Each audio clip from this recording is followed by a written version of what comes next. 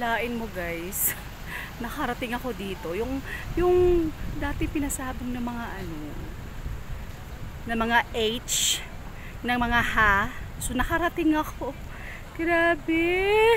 Sobrang ganda. Sa baba naman, grabe yung mga bahay doon dikit-dikit.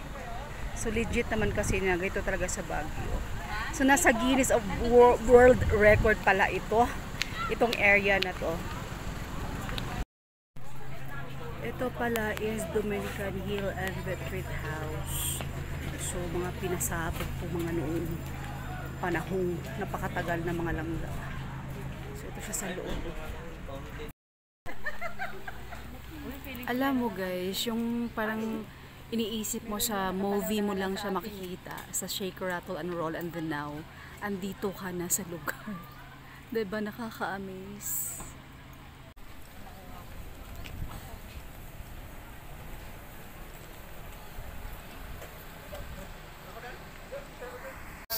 This is the Diploma Hotel. So dito ginanap yung shooting nila Gerald Anderson and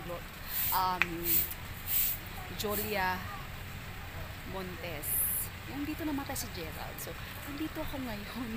Nakakatakot siya. Creepy talaga yung place. Parang may something na pero napakaganda, amazing.